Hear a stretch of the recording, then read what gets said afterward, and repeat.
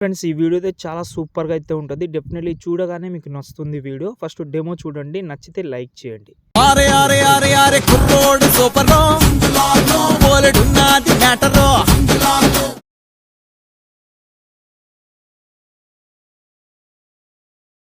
Friends video అయితే చూశారు కదా! ఎలా అనిపించింది అనేది కామెంట్ చేయండి. మీకు చాలా హెల్ప్ అవుతుంది ఈ వీడియో అనేది. ఇందులో కొన్ని ట్రిక్ కూడా చెప్తాను మీకు.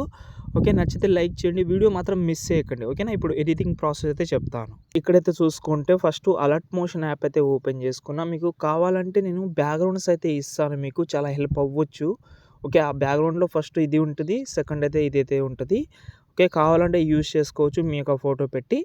ఓకే. అది నేను చెప్తాను మీకు ముందు. ఫస్ట్ ఆఫ్ ఆల్ నేను ఫుల్ ప్రాజెక్ట్ ఇచ్చాను కదా! ఎక్స్ఎంఎల్ కూడా ఇచ్చాను. మీరు ఏదైనా ఒకటి ఇంపోర్ట్ చేసుకోండి.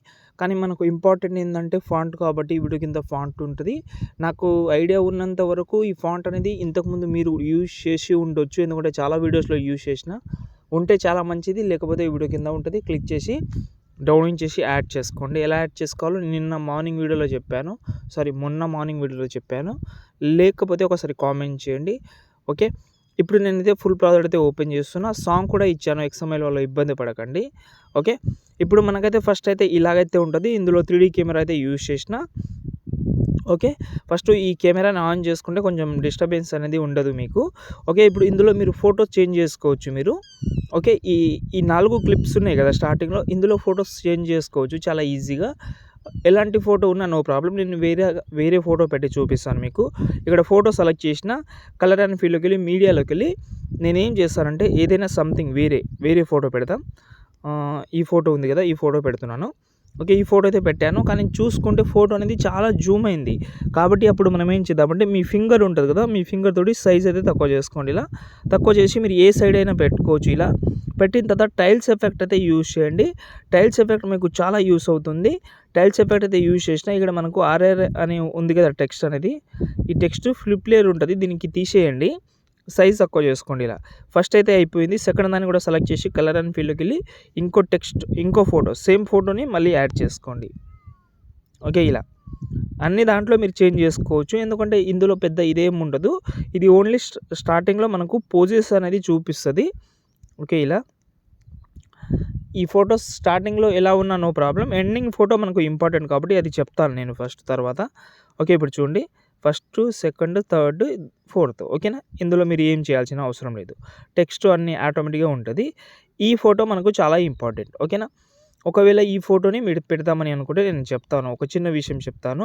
మీకు ఇదే ఫోటో పీఎన్‌జీ ఫోటో కావాలంటే అంటే బ్యాక్‌గ్రౌండ్ ఫోటో కావాలంటే కలర్ అండ్ ఫీల్డ్‌లోకి వెళ్ళండి. నేను 2 ఫోటోస్ ఇచ్చాను. అందులో ఈ ఫోటో సెలెక్ట్ చేసుకోండి. ఓకే. బ్యాక్‌గ్రౌండ్ రిమూవ్ అయిపోయింది. దీనిపైన మీరు పీఎన్‌జీ యాడ్ చేసుకోవచ్చు. ఆ పీఎన్‌జీ కూడా యాడ్ చేసి చూపిస్తాను.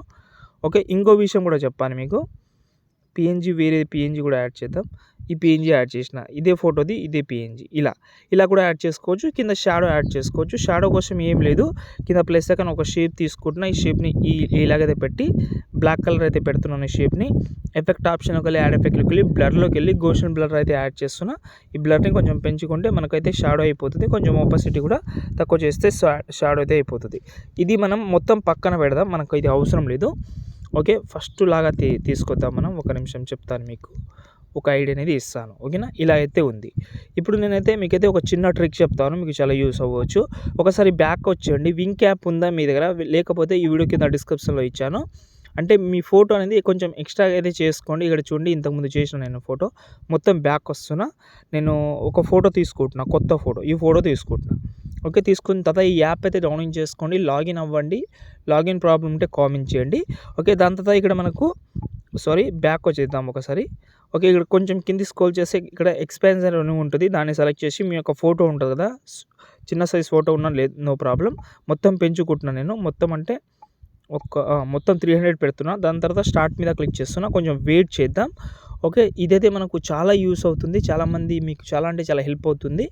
డెఫినెట్‌లీ ట్రై చేయండి. ఈ మధ్యలో నేను దీనికైతే చాలా యూజ్ చేస్తున్నా.